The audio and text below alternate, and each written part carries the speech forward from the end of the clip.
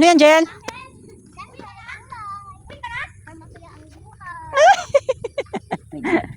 Gulay para masaya ang buhay. Oh, what's Hindi pa that? rin daw ng talong. Ha? Pwede mo itong talong hingi ka daw. Siguro, Ah, ganun? tanong sila sa'yo kung sino ang nag-aaway. Anghel! Chismakers? Ano ka na maglaro? Anghel? Ha? Hoy! Wait lang, sino ano? Ay! Ay! Ay, ano ko itang... Sumubak ko. Ikaw! Check! Yung baba. Hello everyone! Eto nga, kagigising lang ng aming little boy. Naglalakad-lakad nga siya dito guys dahil nga gusto na naman lumabas. At yun nga, tinry-try niya na buksan ito yung gate pero hindi nga mag-open. Ganyan dapat yung aming ginagawa pala. Minsan nga kasi guys, pagka ako nagtatali ng gate, ina-open niya nga at magugulat ka na lang, nandun niya siya sa labas at nagtatakbo-takbo na. Ito ka pala si nanay guys, sinangunguhan na rin ng kanyang mga sinampay na nilabahan mga nakaraang araw pa.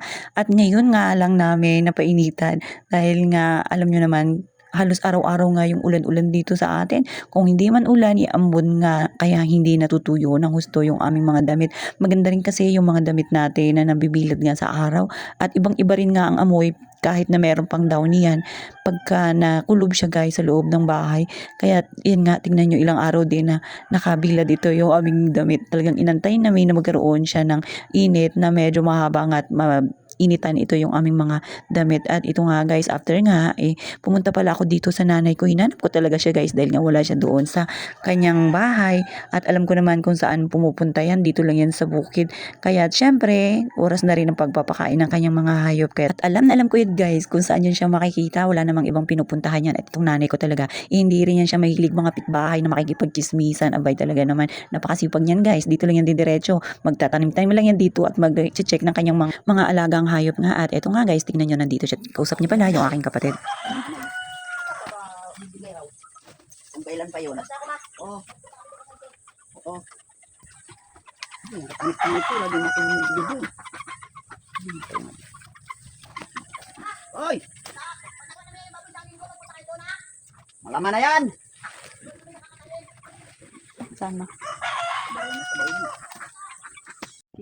Guys, kuha tayo ng sili. Ano may mga ilog din? Lagay natin sa, ha? Kinakain lang ng ilog. Lagay natin guys sa lagayan ng suka. Suka. Ano yan, Jen?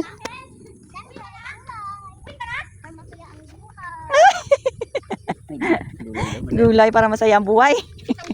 Pwede ka na? Oh, what's Hindi pa that? rin daw ng talong. Ha? Pwede mo itong talong hingi ka daw. Siguro, Ah, ganun? tanong sila sa'yo kung sino ang nag-aaway. Anghel! Chismakers? Ano ka na maglaro? Anghel? Ha? Hoy! Wait lang, sino ano? Ay! Ay! Ay, ano ko itang... Sumubak ko. Ikaw! Check! Yung baba. Tingnan nakapakain na kinaga.